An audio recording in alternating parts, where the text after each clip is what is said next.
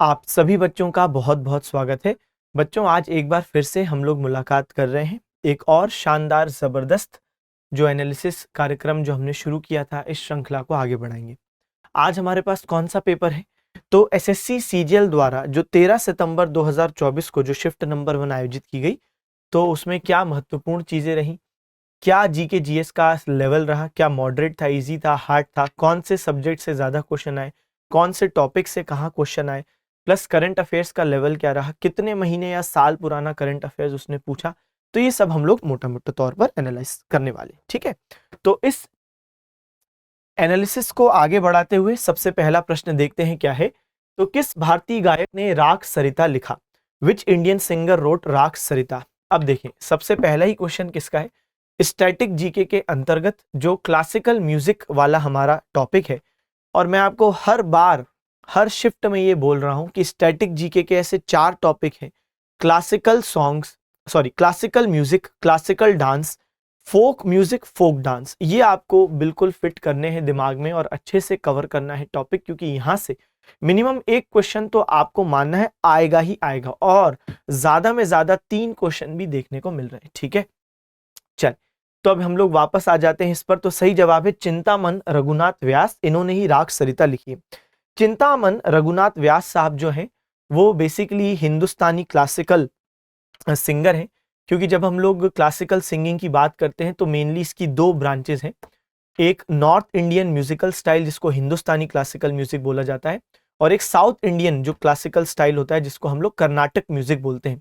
तो जो north Indian singing style है, हिंदुस्तानी क्लासिकल स्टाइल, तो उसी के एक प्रोपोनेंट हैं, एक एक्सपर्ट हैं, जिनका नाम है चिंतामन रघुनाथ व्यास साहब। और हिंदुस्तानी जो क्लासिकल म्यूजिक है, इसमें अगर हम बात करें कि इनका घराना कौन सा है, तो ग्वालियर घराना। क्या है? ग्वालियर घराना। तो ये सिंगर है ग्वालियर घराना से संबंधित। इन्होंने ही पुस्तक लिखी है राग सरिता, और मैंने यहाँ पर वही एडिशनल डिटेल आपके लिए यहाँ पे रख भी दी है। तो क्लासिकल सिंगर ग्वालियर घराना के हैं। साथ साथ देखिए, इनको पद्म भूषण सम्मान भी मिला है। जब मैं बात करता हूँ पद्म अवार्ड्स की, तो आप जानते हैं कि पद्म अवार्ड्स में 3 अवार्ड्स हैं: पद्म विभूषण, पद्म भूषण, पद्मश्री। सबसे बड़ा सिविलियन ऑनर इंडिया का क्या है? भारत रत्न। सेकंड नंबर पर है पद्म विभूषण। तीसरा सर्वोच्च नागरिक सम्मान है पद्म भूषण, और चौथा सर्वोच्च नागरिक सम्मान है भारत का पद्मश्री। अगर हम बात करें ये आए कब थे, तो भारत रत्न और पद्म विभूषण ये दोनों 1954 में इंस्टीट्यूट किए गए थे। इंस्टीट्यूट का मतलब है कि स्थापित किए गए हैं 1954 में। और जो पद्म विभूषण है उसके 3 वर्ग थे: पहला वर्ग, दूसरा वर्ग और तीसरा वर्ग।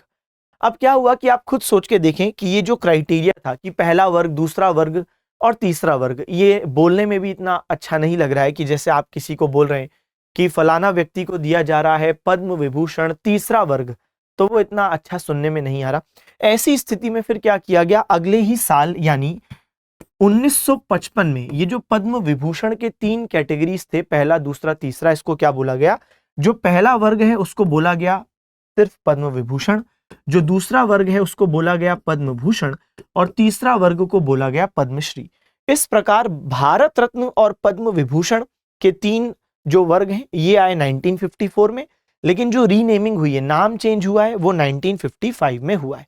और जो चिंतामन साहब है उनको पद्म भूषण मिल चुका है, और उनकी जो पुस्तक है राग सरिता म्यूजिक पर। ठीक है, चलो, भारत की जनगणना 2011 के अनुसार केंद्र शासित प्रदेशों के किस समूह में सबसे अधिक लिंगानुपात दर्ज किया गया? According to the census of India 2011, which group of union territories recorded the highest sex ratio? सबसे पहली बात, सेक्स रेशियो क्या होता है? नंबर ऑफ फीमेल्स पर 1000 मेल्स। कैसे निकाला जाता है? जैसे फॉर एग्जांपल 2011 सेंसस की बात करें तो टोटल मेल्स की कुछ संख्या होगी, हमने बोल दिया x। टोटल फीमेल्स की कुछ संख्या होगी, हमने बोल दिया y। अब आपको मालूम है कि भाई टोटल इंडिया में मेल्स और फीमेल्स कितने हैं। अब अगर आपको निकालना है क्या कि 1000, जैसे आपको पता चल गया टोटल मेल्स हैं x और टोटल फीमेल्स कितनी है y, तो अब आपको क्या निकालना है? 1000 मेल्स पर कितनी फीमेल्स हैं। ठीक है, तो बस इतना सा है। तो 1000 मेल्स पर कितनी फीमेल्स हैं, तो आपको 1000 बाय x इंटू वाई कर देना है, तो आपको पता चल जाएगा कि 1000 मेल्स पर कितनी फीमेल्स हैं। ठीक है, तो यही है हम जब बोलते हैं सेक्स रेशियो। अब जब हम लोग देखते हैं सेक्स रेशियो, तो अभी मैं आपको एक लिस्ट भी दिखाऊंगा जिसमें इंडिया का सेक्स रेशियो, फिर कौन से राज्य और केंद्र शासित प्रदेश का हाईएस्ट और लोएस्ट सेक्स रेशियो है, लिंगानुपात है, हम देखेंगे। लेकिन पहले प्रश्न को भी देखते हैं। अब यहां पर सिंपली आपसे कोई एक राज्य या केंद्र शासित प्रदेश ना पूछते हुए ग्रुप पूछा है कि चंडीगढ़, पुडुचेरी या लक्षद्वीप, पुडुचेरी, लक्षद्वीप, अंडमान निकोबार, पुडुचेरी, दिल्ली, अंडमान निकोबार, चंडीगढ़, पुडुचेरी, दिल्ली। सबसे पहली बात, जब हम बात करते हैं हाईएस्ट सेक्स रेशियो की स्टेट्स में, तो सही जवाब आता है केरल का सेक्स रेशियो सबसे ज्यादा है। और अगर यूनियन टेरिटरी की बात करें तो पुडुचेरी का सेक्स रेशियो सबसे ज्यादा है। चले भाई आइए, तो सबसे पहली बात 2011 सेंसस के अनुसार इंडिया का कितना था, 943, जिसमें स्टेट्स में हाईएस्ट था केरल का, और लिंगानुपात में अगर हम बात करें यूनियन टेरिटरी की तो पुडुचेरी। सही बात है। अब देखो यहां पर तो हाईएस्ट ही पूछा है, तो आप देखो पुडुचेरी कौन से ऑप्शंस में है, तो डी में है, बी में है, ए में है, अच्छा सी में भी, अच्छा पुडुचेरी चारों में, तो पुडुचेरी तो आपका कोई मतलब का रहा नहीं क्योंकि वो सभी में। अब बात हो गई है दूसरों की। देखो जो केंद्र शासित प्रदेश है ना, जैसे यहाँ पे हमने और भी देख रहे हैं हम लोग लक्षद्वीप, लक्षद्वीप ने भी बहुत बेहतर अपने सोशल इंडिकेटर्स रखे हैं। अगर आप देखोगे कि लिटरेसी रेट में भी लक्षद्वीप बहुत ऊपर है, ठीक है, और पॉपुलेशन को भी उसने कम रखा हुआ है, यहाँ पे भी वो बहुत अच्छा काम कर रहा है।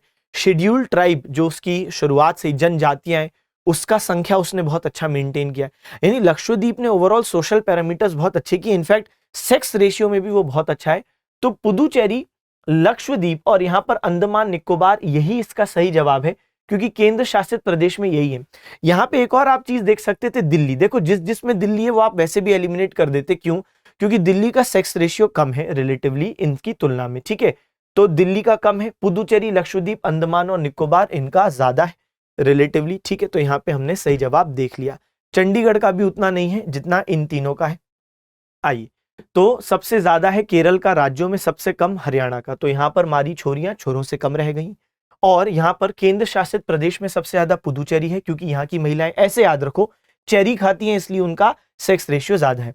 फिर केंद्र शासित प्रदेश में सबसे कम तो दमन और दीव, यहाँ पे महिलाओं का दमन हो रहा है, ऐसे याद रखो, दमन और दीव यहाँ पे सबसे कम है, ठीक है।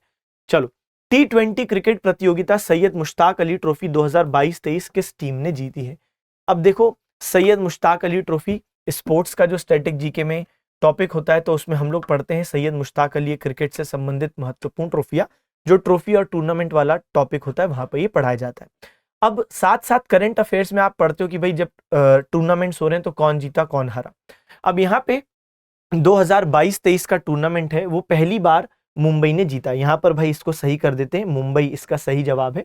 थोड़ी सी स्पेलिंग गलत लिखी हुई है, कोई बात नहीं, तो मुंबई इसका एकदम सही जवाब हो गया। मुंबई ने पहली बार सैयद मुश्ताक अली ट्रॉफी जीती, जबकि ये ट्रॉफी 2006-2007 में शुरू हो गई थी, ठीक है, पहला एडिशन, लेकिन मुंबई ने पहली बार 2022-23 में जीती। अच्छा, ये तो हो गया जो हमारे क्वेश्चन में आ चुका है, लेकिन अब जब आप पेपर दोगे तब आपके लिए आगे के भी सैयद मुश्ताक अली के जो टूर्नामेंट हो गए वो महत्वपूर्ण है, क्योंकि 22-23 का मुंबई ने जीता, हिमाचल को हराया, लेकिन उसके बाद 23-24 का हो चुका है जो पंजाब ने जीता है और बड़ौदा यहां पर हार गया है। तो पंजाब और बड़ौदा, पंजाब फाइनल में जीता और बड़ौदा फाइनल में हार गया, तो पंजाब 2024-25 की भी आयोजित हो गई है और मुंबई ने दूसरी बार जीत लिया है। तो कुल मिला के बच्चे कितना ज्यादा ये आप सोचो कि महत्वपूर्ण हो जाता है करंट अफेयर्स के दृष्टिकोण से भी, कि मुंबई ने सेकंड टाइटल भी जीत लिया है। तो पहला जीत लिया 22-23 और 24-25 भी जीत लिया, लेकिन इस बार किसको हराया? मध्य प्रदेश। पहले किसको हराया था? हिमाचल। अब किसको हराया? मध्य प्रदेश, ठीक है। चलो, यहाँ पे सैयद मुश्ताक अली की और बात करें तो जैसा मैंने बताया 2006-07 में शुरू। अच्छा, करंट कौन विनर है भाई? तो मुंबई के पास सेकंड टाइटल आ चुका है, लेकिन सबसे ज्यादा सफल टीम जो रही है अभी तक तमिलनाडु रही है, ठीक है। आओ, तो ये हमने पूरी बात कर ली। अगला देखते हैं क्या है प्रश्न। एक और स्पोर्ट्स का क्वेश्चन है, ये आप करंट अफेयर से भी बना लेते हैं और स्पोर्ट्स पर्सनैलिटीज जो हम स्पोर्ट्स के अंदर पढ़ते हैं वहां से भी आसानी से बन जाता, क्योंकि ज्यादा टफ नहीं पूछा था। एक आपसे पूछता है, लक्ष्य सेन बहुत ही ज्यादा फेमस खिलाड़ी हैं किसके? बैडमिंटन के। इनने अंतरराष्ट्रीय टूर्नामेंट्स में बहुत कुछ किया है, तो फर्स्ट का बेटा आपको बी लगाना है। फर्स्ट का भी देखो अब किसमें? एक ही में है, तो यहीं से क्वेश्चन बन जाता, ठीक है। मगर फिर भी हम और पढ़ते हैं। आर प्रज्ञानंद, ये अगेन बहुत ही फेमस है, क्यों? क्योंकि आपने सुना होगा हाल ही में मैग्नस कार्लसन जो दुनिया के नंबर 1 चेस खिलाड़ी माने जाते हैं वर्तमान में, तो उनको आर प्रज्ञानंद ने हरा दिया था। इतना ही नहीं, ये जो आर प्रज्ञानंद हैं, इन्होंने इंडिया के ही डी गुकेश जो वर्ल्ड चैंपियन है उनको भी हराया था। कहाँ? टाटा चेस मास्टर्स में। मैं आपको एक इमेज भी दिखाता हूँ। करंट अफेयर्स में ये आपने शायद पढ़ा होगा, सुना होगा। ये हैं आर प्रज्ञानंद और इन्होंने हाल ही में जो Tata steel chess masters tournament हुआ था उसमें इंडिया के ही वर्ल्ड चैंपियन डी गुकेश को हरा दिया था। तो इनका भी नाम भाई बहुत ज्यादा आता है लाइमलाइट में। तो 2 से आपको क्या बनाना है? चेस, यानी 2 से करना है डी। तो 2 से देखो डी किसमें? इसमें, इसमें, इसमें। हालांकि फर्स्ट में तो आपने बोल दिया बी, तो सही जवाब तो आपका यही है। फिर भी हम लोग और आगे बढ़ते हैं, थर्ड का देखते हैं। तो हमारे सामने निखत जरीन है, वो बॉक्सिंग की एक प्लेयर है निखत जरीन। इसमें तो हमने बॉक्सिंग यहाँ पे टिक कर दिया। करंट अफेयर्स में भी 2024 में इनका नाम आया था निखत जरीन जी का। और रुद्राक्ष पाटिल जो है, रुद्रांश पाटिल, इनने ISSF शूटिंग वर्ल्ड कप में बहुत बेहतरीन प्रदर्शन करा। तो जो इंटरनेशनल शूटिंग स्पोर्ट्स फेडरेशन के द्वारा वर्ल्ड कप शूटिंग का आयोजित किया गया उसमें इनका बहुत नाम हुआ। यही बिल्कुल करंट अफेयर से उठाए गए डायरेक्ट क्वेश्चन थे, वो भी उसी साल के। ये चारों ही लोग 2024 में कई जगहों पे आपको इनका नाम देखने को मिलता है। तो कुल मिला के फोर्थ का कर देना है क्या? सी। फोर्थ का सी कर दो भाई। तो फोर्थ का सी, अच्छा फोर्थ का सी सब में, और थर्ड का जो ए है वो मुक्केबाजी है। तो यहाँ पे सही जवाब हो गया हमारे पास बी। ठीक है, चल तो ये भी हमने बना लिया है। आइए आगे बढ़ते हैं, अगली चीज देखते हैं क्या है। अगला प्रश्न है, किस राज्य सरकार ने वाणी जयराम को 2019 के लिए MS सुब्बुलक्ष्मी पुरस्कार से सम्मानित किया? ये जो वाणी जयराम जी हैं, सबसे पहली बात ये कौन है? ये सिंगर है।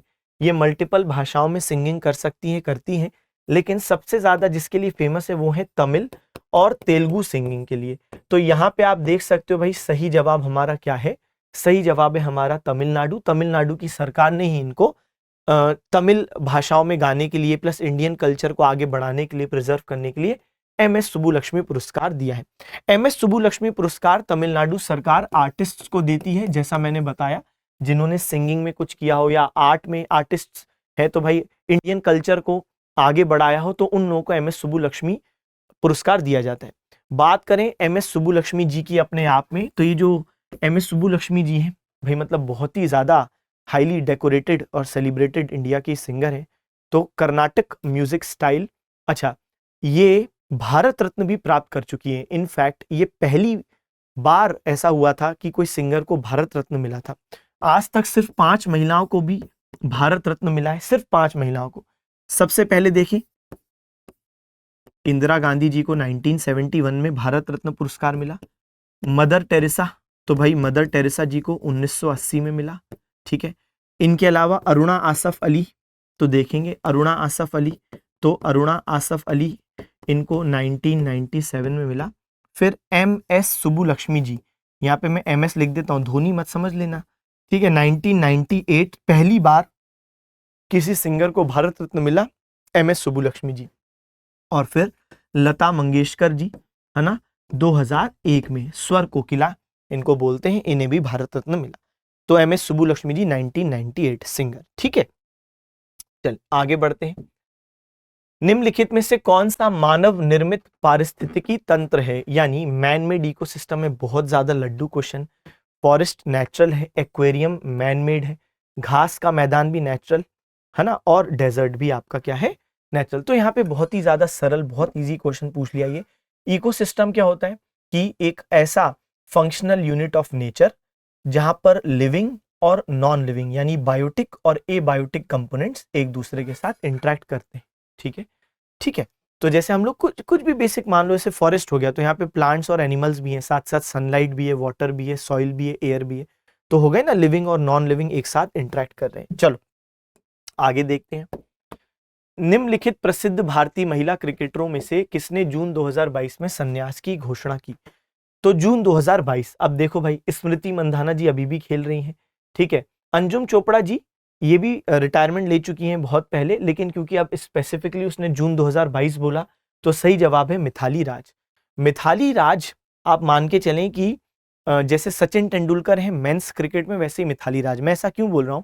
जिस तरीके से सचिन तेंदुलकर साहब ने सबसे ज्यादा रन बनाए हैं क्रिकेट में पूरी दुनिया में, सिर्फ ऐसा नहीं इंडियन क्रिकेट की बात हो रही है, वैसे ही मिताली राज जी भी वुमेन्स ODI क्रिकेट में सबसे ज्यादा रन बनाई हुई हैं।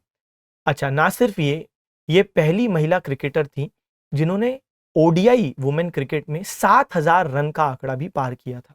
तो सबसे ज्यादा रन भी इनके 7,000 रन बनाने वाली सबसे पहली महिला भी यही थी।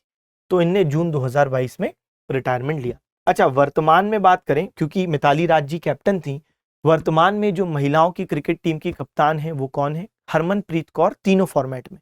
ठीक है, तो सभी फॉर्मेट्स में यही है हरमनप्रीत कौर जी। चलिए, तो ये एकदम सही बात है, हरमनप्रीत कौर करंट कैप्टन। भारतीय संविधान की निम्नलिखित में से कौन सी विशेषता आयरिश संविधान से ली गई है? आयरिश कॉन्स्टिट्यूशन से क्या लिया गया? बहुत इजी क्वेश्चन। देखो, एक तो भारत के जो नीति निर्देशक सिद्धांत है, राज्य के नीति निर्देशक सिद्धांत बोलते हैं ना हम लोग, directive principles of state policy, ये हमने आयरलैंड के कॉन्स्टिट्यूशन से लिए हैं। इसके अलावा हम देखते हैं nomination of members to Rajya Sabha, तो जो राज्यसभा में 12 लोग नॉमिनेट राष्ट्रपति द्वारा किए जाते हैं, वो कॉन्सेप्ट भी हमने आयरलैंड के संविधान से लिया है। बात करते हैं डीपीएसपी की, तो डीपीएसपी 36 से 51 जो आर्टिकल है उसमें मौजूद है। पार्ट बात करें तो संविधान का जो भाग 4 है वहां पे डीपीएसपी मौजूद है, और ये नॉन जस्टिसिएबल इन नेचर है, क्योंकि ये लॉन्ग टर्म विजन्स हैं जो कि सरकारों को प्रयास करने चाहिए कि जब भी वो कोई कानून बना रहे हैं तो ये विजन्स वो अपने उस कानून में पूरा करने का प्रयास करें। लेकिन अगर वो नहीं कर पाते हैं तो कोई कोर्ट नहीं जा सकता कि भाई पूरा नहीं हुआ डीपीएसपी। अच्छा, एक और बात करें फिर बाद में, और जो ऑप्शन है वो कहाँ कहाँ से लिए गए, जैसे फंडामेंटल राइट्स कहाँ से इंस्पायर्ड है?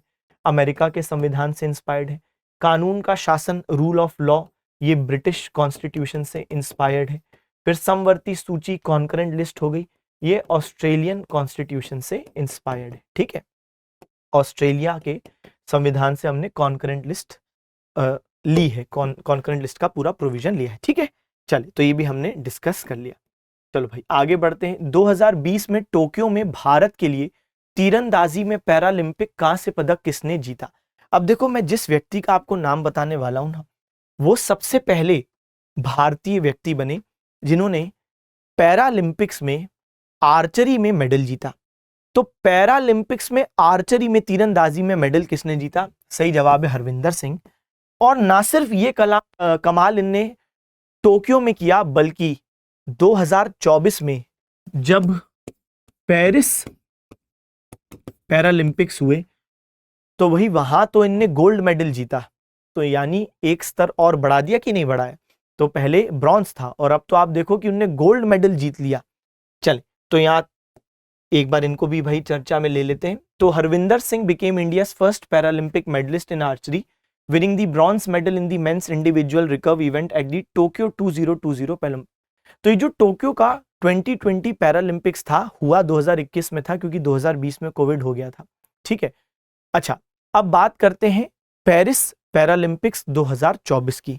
वहां पर कई सारे लोग गोल्ड मेडल जीते, और आप देखेंगे ये लिस्ट है आपके सामने, 1 2 3 4 5 6 7 लोगों ने गोल्ड मेडल पैरालंपिक्स में जीता। पेरिस ओलंपिक्स में तो हमको 2024 में जो हुआ उसमें एक भी गोल्ड नहीं आया ओलंपिक्स में। वहां पे टैली क्या थी? टोटल 6 मेडल, जिसमें 1 सिल्वर नीरज चोपड़ा जी लाए थे जेवलिन थ्रो में, और बाकी 5 ब्रॉन्ज थे। लेकिन पैरालंपिक्स में बहुत अच्छा प्रदर्शन रहा, 7 गोल्ड मेडल लाए, जिस 7 में से 1 गोल्ड मेडल आप देखोगे हरविंदर सिंह फिर से। ठीक है, और तीरंदाजी, तो टोक्यो में ये लाए थे ब्रॉन्ज, और फिर इन्होंने अपना स्तर बढ़ाया और गोल्ड मेडल ले आए पेरिस। ठीक है, पेरिस पैरालंपिक। चल आगे बढ़ते हैं। निम्नलिखित में से कौन सी पारिस्थितिकी तंत्र की 2 बुनियादी श्रेणियां हैं? अगेन एक और इकोसिस्टम पर क्वेश्चन पूछता है आपसे। ठीक है भाई, देखते हैं वन और नदियां। ठीक है, आगे बढ़ते हैं। फॉरेस्ट और एक्विटिक, लेक और पॉन्ड्स, टेरेस्ट्रियल और एक्विटिक, यही सही जवाब है। अब ये तो बड़ा आसान हो गया, क्योंकि आप जानते हो कि ये जो हम बात कर रहे हैं वन और नदियां, भाई ये तो पार्ट है ना टेरेस्ट्रियल और एक्विटिक के। क्लासिफिकेशन तो यही होता है ना भाई। जब हम बोलते हैं कि इकोसिस्टम का क्लासिफिकेशन, तो हम क्या बोलते हैं? एक होता है नेचुरल इकोसिस्टम, एक होता है मैन मेड इकोसिस्टम। फिर नेचुरल के अंदर प्राकृतिक पारिस्थितिकी तंत्र के अंतर्गत हम बोलते हैं कि 2 और फर्दर क्लासिफिकेशन है। क्या है? तो एक टेरेस्ट्रियल है और एक एक्विटिक है कि नहीं? यानी मैं कुछ इस प्रकार की टेबल की बात कर रहा हूं। नेचुरल, आर्टिफिशियल, जैसे आर्टिफिशियल में अभी हमने एक क्वेश्चन में देखा था एक्वेरियम। अब नेचुरल के अंतर्गत हमने बोला टेरेस्ट्रियल और एक्विटिक। तो ये होता है ना क्राइटेरिया। इसके अंदर फिर हम बोलते हैं कि हाँ भाई फॉरेस्ट इधर आएगा टेरेस्ट्रियल में, ओशियन हो गया, पॉन्ड हो गया, लेक हो गया, इधर आएगा। तो ये तो बात की बात है। तो कुल मिला के सही जवाब बच्चे क्या हो गया, डी। ये भी अगेन बहुत ही ज्यादा इजी क्वेश्चन था। तो मैं तो ये मान रहा हूं कि जो स्टैटिक जीके के प्रश्न आए हैं वो थोड़े मुश्किल थे जो हमने शुरू में देखे थे, क्योंकि वहां पर उसने इन डेप्थ जाके पूछने का प्रयास किया। लेकिन जो ज्योग्राफी के क्वेश्चंस हैं वो रिलेटिवली इजी हमको अभी तक देखने को मिले। स्पोर्ट्स के क्वेश्चंस भी इजी थे। Which of the following statements is correct about the composition of agriculture sector and employment in GDP post independence? अब देखो क्या बोलता है, वो बोलता है आजादी के बाद एग्रीकल्चर के संदर्भ में क्या हुआ, जीडीपी में, एग्रीकल्चर के संबंध में जीडीपी में क्या देखने को मिला। ठीक है भाई, proportion of both agriculture sector and employment in GDP has declined. तो आजादी के बाद जो एग्रीकल्चर, कृषि क्षेत्र का हमारी सकल घरेलू उत्पाद जीडीपी में जो कंट्रीब्यूशन था वो गिरा है, खुद एग्रीकल्चर के कंट्रीब्यूशन में भी और एम्प्लॉयमेंट में भी। अब देखो, क्या एम्प्लॉयमेंट एग्रीकल्चर में कम हुई है? बड़े स्तर पर नहीं। आज भी हमारे देश का लगभग 70% आबादी कृषि क्षेत्र में लिप्त है। तो कहां बहुत बड़ा डिक्लाइन हुआ? तो ये स्टेटमेंट गलत है, क्योंकि एम्प्लॉयमेंट में बहुत बड़ा गिरावट नहीं आया है। हां, एग्रीकल्चर का जो कंट्रीब्यूशन है जीडीपी में वो कम हुआ है, क्योंकि दूसरे सेक्टर्स आ गए हैं, जैसे इंडस्ट्रियल सेक्टर, सेकेंडरी सेक्टर है ना, और tertiary sector, service sector mainly. तो सेकेंडरी और टर्शियरी सेक्टर, इंडस्ट्रियल और सर्विस सेक्टर के आने की वजह से एग्रीकल्चर का जीडीपी में कंट्रीब्यूशन कम हुआ है, लेकिन एम्प्लॉयमेंट अभी भी कम नहीं है। एम्प्लॉयमेंट तो एग्रीकल्चर में अभी भी ज्यादा है। तो दोनों फॉल नहीं किए, एक फॉल किया है, एक नहीं किया है। Proportion of employment has declined, employment में प्रोपोर्शन डिक्लाइन हुआ है, बड़े स्तर पर नहीं हुआ है ज्यादा। Proportion of both agriculture and employment has increased, बढ़ा तो कहां है भाई, बढ़ गया क्या? एम्प्लॉयमेंट एग्रीकल्चर में बढ़ गई क्या? नहीं, बढ़ी भी नहीं है, कम हुई है, लेकिन बहुत ज्यादा कम नहीं हुई है। और जाहिर सी बात है, जो एग्रीकल्चर का जीडीपी में कंट्रीब्यूशन है वो तो बिल्कुल नहीं बढ़ा, वो तो बहुत कम हुआ है। ठीक है, तो भाई बड़ा तो है ही नहीं, तो यही सही होगा बाय एलिमिनेशन भी। फिर भी एक बार पढ़ते हैं, proportion of GDP contributed bye agriculture sector declined. सही बात है भाई, एग्रीकल्चर ने जो जीडीपी में कंट्रीब्यूट किया है वो घटा है। क्यों? क्योंकि इंडस्ट्रियल और सर्विस सेक्टर का बड़ा है। और लेकिन एम्प्लॉयमेंट जो एग्रीकल्चर की है वो नहीं घटी है। सही बात है, वो इतने बड़े स्तर पर नहीं घटी, अभी भी 70% तक आबादी वहीं। तो कुल मिला के भाई ये स्टेटमेंट सही है। ठीक है, ये इसका हिंदी वर्जन हो गया। चलो आगे बढ़ते हैं। आओ आगे देखो, भारत में किस क्षेत्र में गर्मियों में कम वर्षा होती है? अच्छा, लेकिन पीछे हटने वाली उत्तर पूर्वी हवाओं के कारण सर्दियों के मौसम में भारी वर्षा होती है।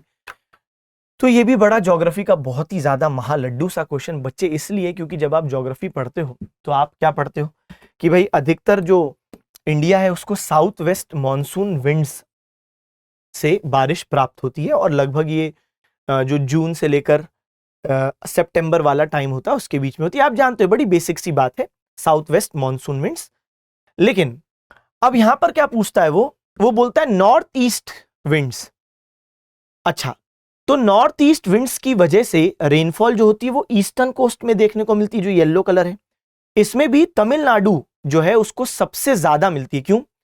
तमिलनाडु को जो पूरे साल भर में टोटल रेन्स मिलती हैं उसका 50 से 60%, इसलिए मैंने कहा तमिलनाडु को अधिकतर rains north east monsoon wind से मिलती है। तो तमिलनाडु को पूरे साल भर में प्राप्त होने वाली जितनी वर्षा है उसका 50 से 60% नॉर्थ ईस्ट मॉनसून विंड से प्राप्त होता है। ठीक है सर, ये भी बात समझ में आ गई। और ये अक्टूबर नवंबर में प्राप्त होता है। कब? अक्टूबर नवंबर वाले टाइम में। यहां पे हमने देखा था ना जून से सितंबर, ठीक है, जून सितंबर, जून से अगस्त बोल दो, लेकिन यहां पे अक्टूबर नवंबर 50-60% तमिलनाडु को प्राप्त होता है। ठीक है भाई, चलो बे ऑफ बंगाल ब्रांच से। चलो, तो ये हमने पूरा डिस्कशन कर लिया। तो सही जवाब क्या है? Eastern coastal region. ठीक है, बिल्कुल। यहाँ पे मैंने एडिशनल आपके लिए डिटेल लिख दी है, अगर आप पढ़ना चाहें। वैसे तो मैंने अपनी तरफ से समझाया, फिर भी आप पढ़ना चाहें तो आपका बहुत स्वागत है। ठीक है भाई, चलो आओ आगे बढ़ें। सुंदरी वृक्ष भारत में किस प्रकार के वनों में पाए जाते हैं? बहुत ज्यादा इजी, ज्योग्राफी के क्वेश्चंस बहुत इजी हैं। Mangrove forest. अब देखो, जब हम बात करते हैं मैंग्रोव वन की, मैंग्रोव फॉरेस्ट की, तो आपको मालूम है कि भाई मैंग्रोव फॉरेस्ट कितना महत्वपूर्ण रोल अदा करते हैं बाढ़ को रोकने के लिए, क्योंकि इनकी जो जड़ें होती हैं वो पानी के नीचे होती हैं। अच्छा, इसकी वजह से सॉरी इनका जो ओवरऑल स्ट्रक्चर होता है उसकी वजह से हम देखते हैं कि जब बहुत तेजी से बाढ़ का पानी आता है तो ये कि डिफेंस की तरह बने रहते हैं। जो मैंने पहले चीज कही वो नहीं, तो वो डिफेंस की तरह मैंग्रोव फॉरेस्ट एक्ट करते हैं, जिसकी वजह से जो कोस्टल कम्युनिटीज हैं, जो लोग तटीय क्षेत्र में रह रहे हैं, तो उनको ये बाढ़ से बचा लेते हैं, क्योंकि ये स्पीड वाटर की रिड्यूस कर देते हैं। अब मैंग्रोव फॉरेस्ट इंडिया में बड़े स्तर पर पाए जाते हैं। सबसे ज्यादा वेस्ट बंगाल यानी पश्चिम बंगाल में हम देखते हैं कि मैंग्रोव फॉरेस्ट पाए जाते हैं। यहीं पर सुंदरबंस डेल्टा भी है और वहीं पर सुंदरी पेड़ भी मिलते हैं। दूसरे नंबर पर बात करें वेस्ट बंगाल के बाद, तो गुजरात में सेकंड हाईएस्ट एरिया है किस पे, मैंग्रोव फॉरेस्ट का। तो सबसे ज्यादा एरिया इंडिया में मैंग्रोव फॉरेस्ट का किसके पास, बंगाल। सेकंड नंबर पर हमने बोला गुजरात, थर्ड नंबर पर है अंडमान और निकोबार, चौथे नंबर पर है आंध्र प्रदेश। आंध्र प्रदेश में विशेष प्रकार के जो मैंग्रोव फॉरेस्ट पाए जाते हैं उसको हम लोग बोलते हैं कोरिंगा। ये हो सकता है कभी एग्जाम में आ जाए क्या, कि कोरिंगा फॉरेस्ट कहाँ मिलते हैं, है ना। तो Coringa forest, Coringa wild life sanctuary भी है, तो आंध्र प्रदेश। ठीक है भाई, आओ आओ। भारत के सर्वोच्च न्यायालय में मुख्य न्यायाधीश के अलावा भारत के राष्ट्रपति द्वारा नियुक्त अन्य न्यायाधीश शामिल होते हैं। अब मतलब वो आपसे पूछ रहा है भाई कितना है मैक्सिमम स्ट्रेंथ, यही पूछ रहा है ना, कि supreme court of India comprises the chief justice and not more than how many जजेस अपॉइंटेड बाय प्रेसिडेंट। तो मतलब चीफ जस्टिस के अलावा मैक्सिमम सुप्रीम कोर्ट में कितने जज हो सकते हैं।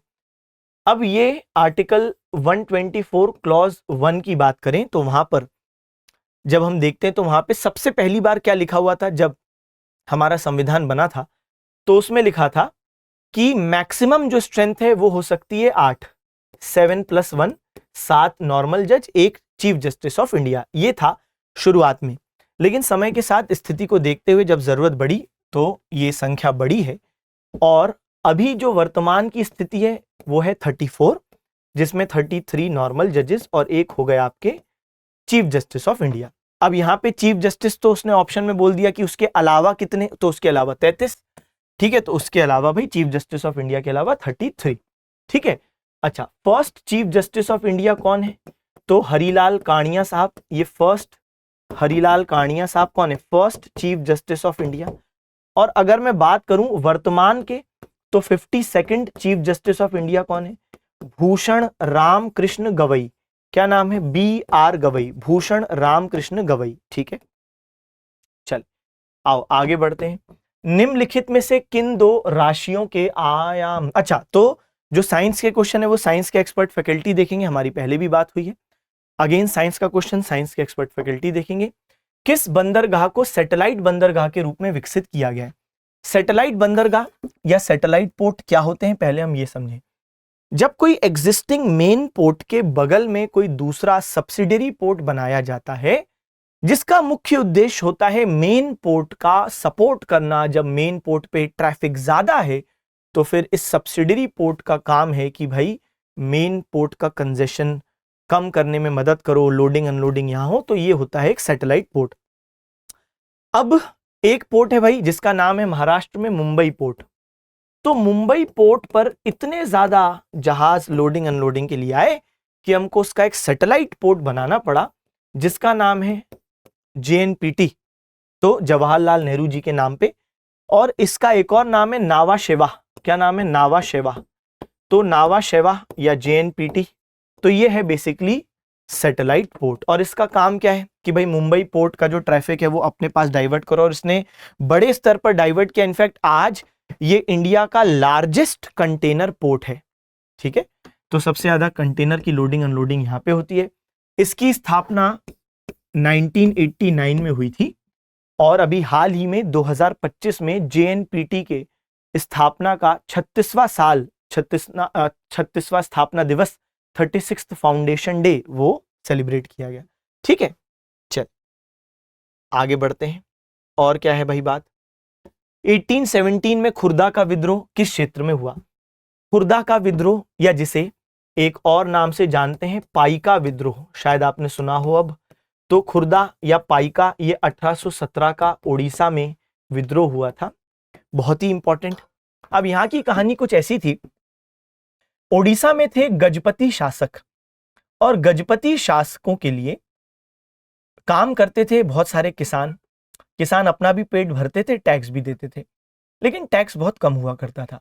अच्छा, ये किसान युद्ध के समय गजपति शासकों के लिए लड़ाई भी लड़ते थे, यानी इन लोगों के डुअल रोल होते थे। ये नॉर्मल समय में किसानी कर रहे हैं, पीस टाइम शांति काल में, युद्ध के समय सैनिक हैं। लेकिन फिर इस क्षेत्र पर ब्रिटिशों का कब्जा हो गया।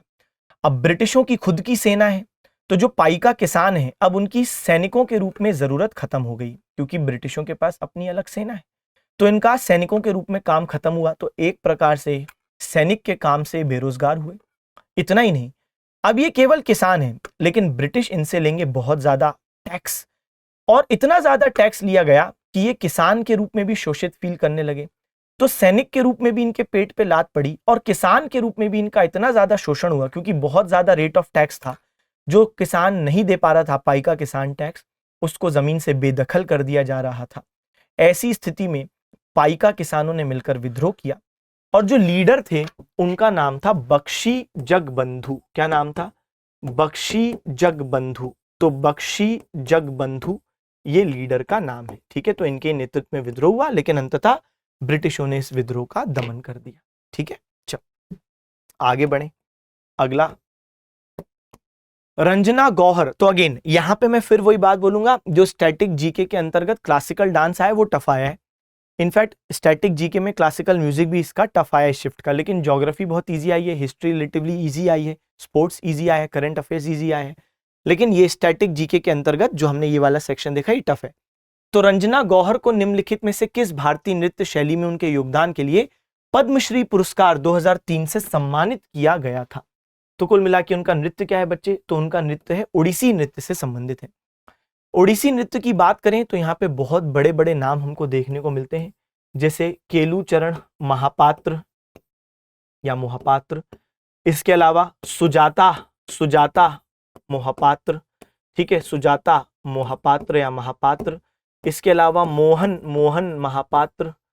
तो इससे आपको एक चीज क्या पता चल रही है कि भाई महापात्र नाम एक है जो ओडिसी नृत्य में बहुत इंपॉर्टेंट, तो याद रखने का एक तरीका भी है हमारा कि मोहपात्र आएगा तो ओडिसी नृत्य करना है ना। तो केलूचरण सुजाता मोहन।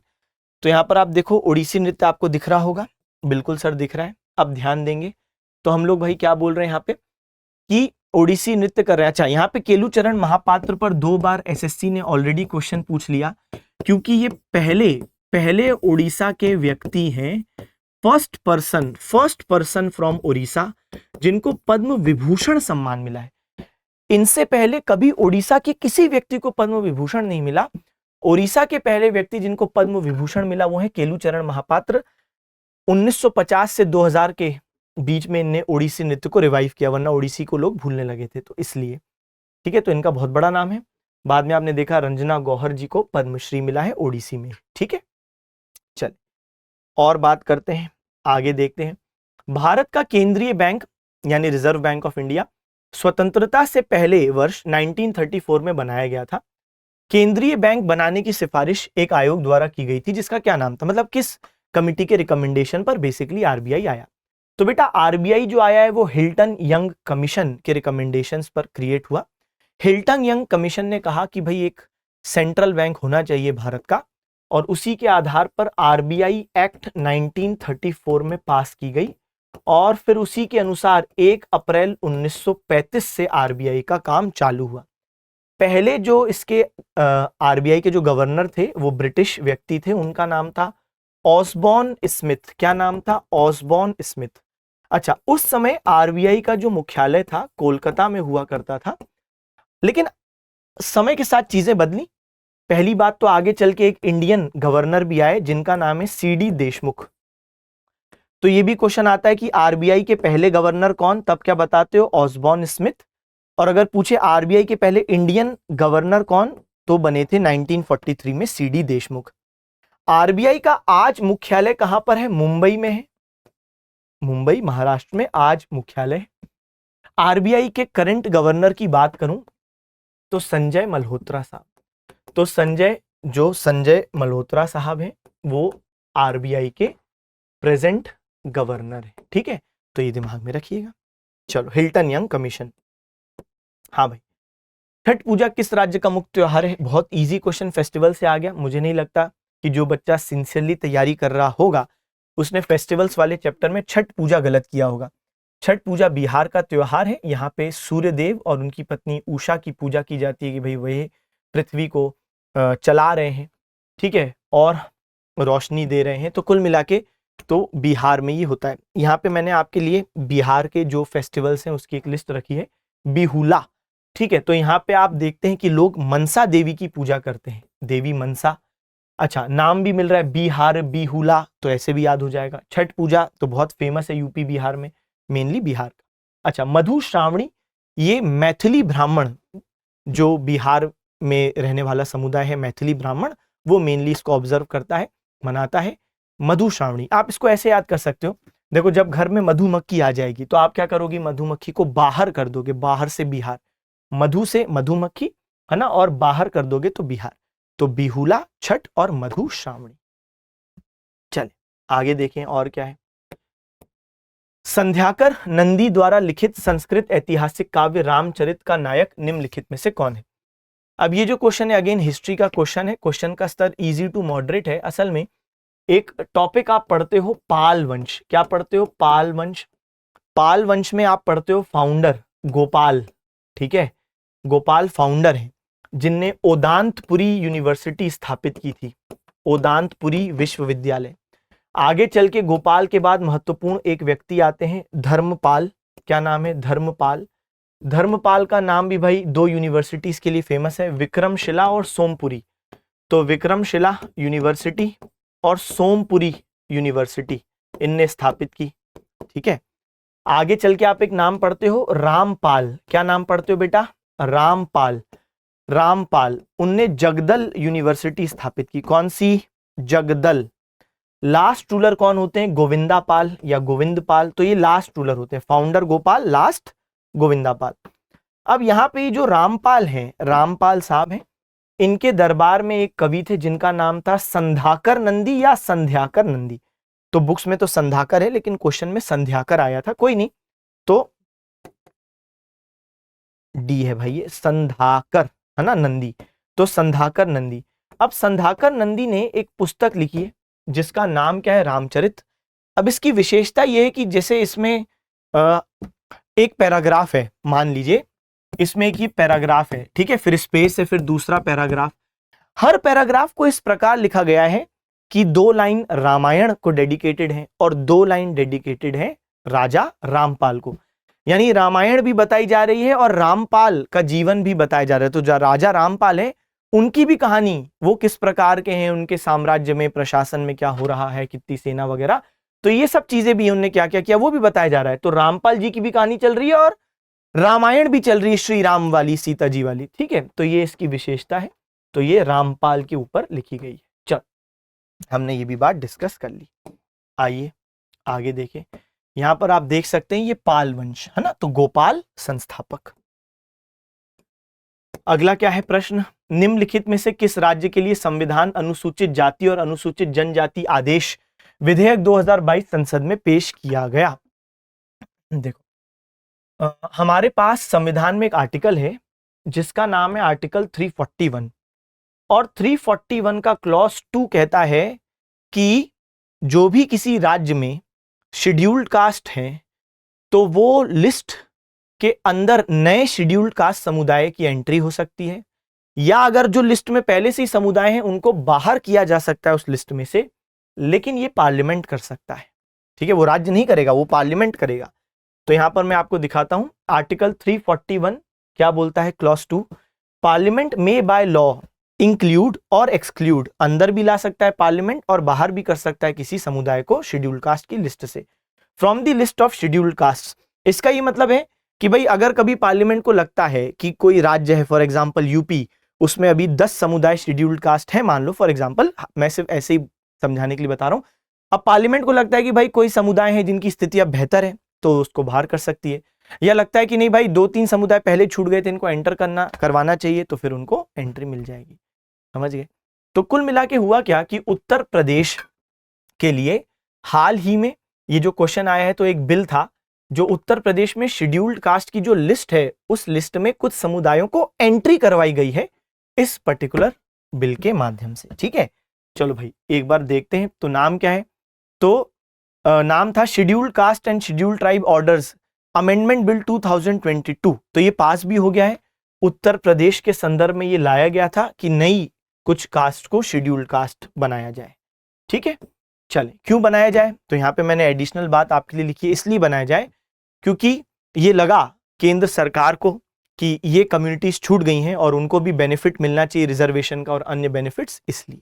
ठीक है, चल अगला क्या है? भारत के निम्नलिखित में से किस गवर्नर जनरल ने विलय की नीति डॉक्ट्रिन ऑफ लैप्स तैयार की? इजी क्वेश्चन है। क्यों? हिस्ट्री में हम लोग पढ़ते हैं डॉक्ट्रिन ऑफ लैप्स को बड़े स्तर पर लागू किसने किया? तो डलहौजी। अब डलहौजी ऐसा व्यक्ति था जो कि एक साम्राज्यवादी था, इंपीरियलिस्ट था, तो उसको क्षेत्र हड़पने थे।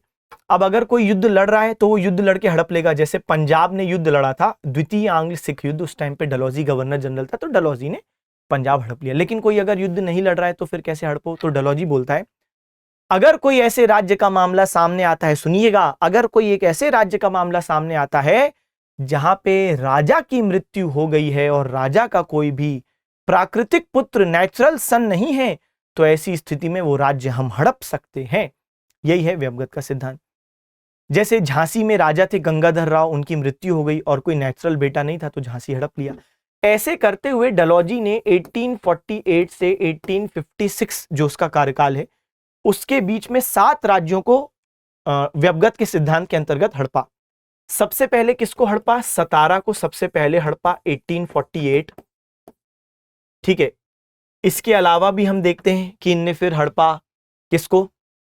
तो जैतपुर को हड़पा 1849, जैतपुर 1849, संबलपुर 1849, तो ये दोनों 1849। फिर बगहाट इस राज्य को हड़पा 1850।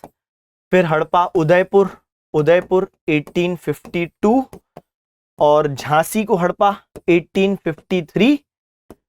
तो 1853 बताया मैंने, गंगाधर राव जी की मृत्यु हुई। और नागपुर को हड़पा 1854।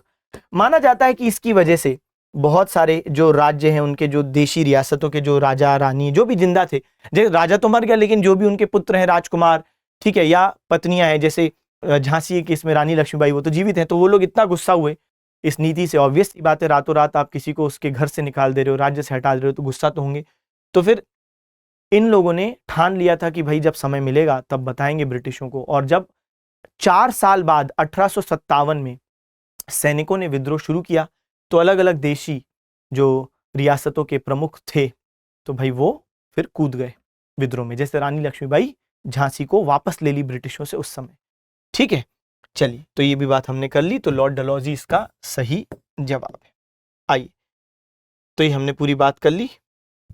एक क्वेश्चन लेकिन हमारा रह गया, विंध्य शक्ति निम्नलिखित में से किस राजवंश के संस्थापक हैं? सुनते रहिए, एक और हिस्ट्री का इजी क्वेश्चन है। हम लोग हिस्ट्री की क्लास में भी पढ़ते हैं कि जब गुप्त काल था, गुप्त काल यानी जिस टाइम पर नॉर्थ इंडिया में गुप्त किंग्स थे, आपने सुना होगा श्रीगुप्त, घटोत्कच, चंद्रगुप्त प्रथम, समुद्रगुप्त, चंद्रगुप्त द्वितीय वगैरह वगैरह, तो ये नॉर्थ में थे। उस टाइम पर दक्कन में वाकटक वंश था। कौन सा वंश? वाकटक वंश। वाकटक वंश के संस्थापक कौन थे? विंध्य शक्ति। इनने स्टार्ट किया था ये वंश, विंध्य शक्ति। और सबसे बड़ी उपलब्धि जो वाकटक लोगों की है वो ये है कि इनने अजंता गुफाओं का निर्माण कंप्लीट किया। अजंता गुफाएं 2 फेजेस में बनी हैं। वाकटक से पहले इसी क्षेत्र में एक और वंश था, आपने क्लास में जरूर पढ़ा होगा, क्लास मतलब जहां से भी आपने पढ़ा होगा, बुक से या खुद से या कहीं से क्लास से, तो सातवाहन वंश। इनने अजंता गुफाओं का कंस्ट्रक्शन शुरू करवाया। ठीक है, तो अजंता केव्स का कंस्ट्रक्शन शुरू करवाया, फेज 1। फिर ये खत्म हो गए, इस क्षेत्र में आगे चल के वाकटक आए तो इनने फेज 2 में अजंता केव्स का कंस्ट्रक्शन खत्म करवाया। और यहां पर बहुत ब्यूटीफुल पेंटिंग्स भी बनाई हैं, बुद्धिस्ट पेंटिंग्स, बौद्ध स्थापत्य कला आपको दिखता है। ठीक है, मतलब मूर्ति कला, सॉरी, बौद्ध मूर्ति कला, बहुत जबरदस्त गौतम बुद्ध की मूर्तियां मिलती हैं। ठीक है, तो वो वाकटक लोगों ने ही अजंता गुफाओं में बनवाई हैं। अच्छा, आगे चल के गुप्त शासक आते जिनका नाम होता है चंद्रगुप्त सेकंड, और ये अपनी बेटी प्रभावती गुप्त की शादी करवाते हैं। किससे? प्रभावती गुप्त की शादी करवाते हैं वाक्टक वंश के राजा रुद्रसेन द्वितीय से। रुद्रसेन द्वितीय। तो कुल मिला के ये भी एक बार एसएससी ने पूछ लिया था 2024 में ही कि भाई शादी करवाई थी प्रभावती गुप्त की, तो किसने करवाई थी? रुद्रसेन से। तो चंद्रगुप्त सेकंड ने। ऐसी कुछ प्रश्न था, एग्जैक्ट प्रश्न याद नहीं है, लेकिन जो मैंने आपको इंफॉर्मेशन बताई उसमें से कोई एक पर्टिकुलर कैरेक्टर पूछ लिया था। ठीक है, तो कुल मिला के ये भी बात हो गई। तो वाक्टक वंश के संस्थापक विंध्य शक्ति, इनने अजंता गुफाएं कंप्लीट करवाई, और वाक्टक वंश के रुद्रसेन द्वितीय की शादी चंद्रगुप्त द्वितीय की बेटी प्रभावती गुप्त से हुई थी। ठीक है, तो यहाँ पे सही जवाब है वाक्टक वंश। चल, तो यहाँ पे इस तरीके से हमने ये पर्टिकुलर एनालिसिस भी खत्म किया। मुझे आशा है कि आपको ये एनालिसिस अच्छा लगा होगा। कमेंट सेक्शन में बताइएगा कि एनालिसिस कैसा लगा और हम आपके लिए और बेहतर क्या कर सकते हैं, ये भी बताइएगा। पढ़ते रहे, सिलेक्शन ले, माता पिता का नाम रोशन करें। Okay, bye bye, thank you, tata, see you again.